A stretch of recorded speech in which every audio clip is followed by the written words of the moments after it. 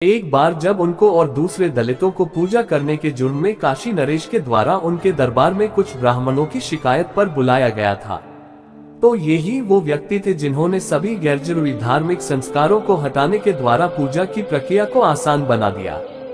संत रविदास को राजा के दरबार में प्रस्तुत किया गया, जहां गुरुजी और पंडित पुजारी से फैसले वाले दिन अपने अपने इष्ट देव की मूर्ति को गंगा नदी के घाट पर लाने को कहा गया।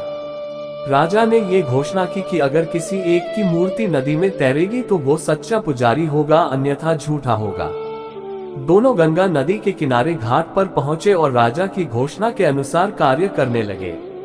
ब्राह्मण ने हल्के भार वाली सूती कपड़े में लपेटी हुई भगवान की मूर्ति लाई थी, वहीं संत रविदास ने 40 की ग्रा की चाकोर आकार की मूर्ति ले आई थी। राजा के समक्ष गंगा नदी के राजघाट पर इस कार्यक्रम को देखने के लिए बहुत बड़ी भीड़ उमड़ी थी। पहला मौका ब्राह्मण पुजारी को दिया गया। पुजारी जी ने ढेर सारे मंत्र उच्चारण के साथ मूर्ति को गंगा जी ने प्रवाहित किया, लेकिन वो गहरे पानी में डूब गई। उसी तरह दूसरा मौका संत रविदास का आया।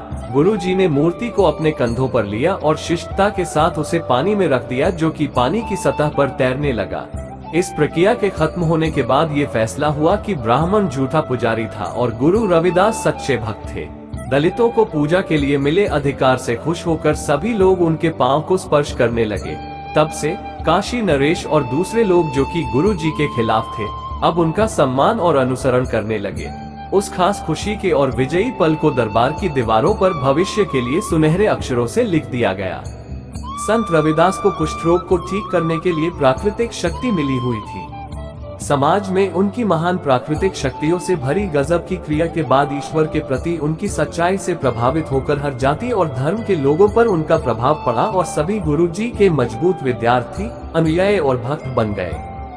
बहुत साल पहले उन्होंने अपने अनुयायियों को उपदेश दिया था और तब एक धनी सेठ भी वहां पहुंचा मनुष्य के जन्म के महत्व के ऊपर धार्मिक उपदेश को सुनने के लिए। धार्मिक उपदेश के अंत में गुरु जी ने सभी को प्रसाद के रूप में अपने मिट्टी के बर्तन से पवित्र पानी दिया। लोगों ने उसको ग्रहण किया और पीना शुरू किया। हालांकि धनी सेठ ने उस पानी को गंदा समझकर अपने पीछे फेंक दिया, जो बराबर रूप से उसके पैरों और जमीन पर गिर गया। वो अपने घर गया और उस कपड़े को कुष्ठ रोग से पीड़ित एक गरीब आदमी को दे दिया। उस कपड़े को पहनते ही उस आदमी के पूरे शरीर को आराम महसूस होने लगा, जबकि उसके जख्म जल्दी भरने लगे और वो जल्दी ठीक हो गया। हालांकि धनी सेठ को कुष्ठ रोग हो गया, जो कि महंगे उपचार और अनुभवी और योग्य वैद्य द्वारा भी ठीक नहीं हो सका।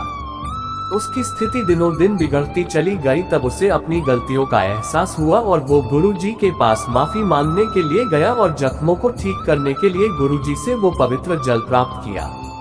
चूंकि गुरु जी बेहद दयालु थे, इसलिए उसको माफ करने के साथ ही ठीक होने का ढेर सारा आशीर्वाद भी दिया।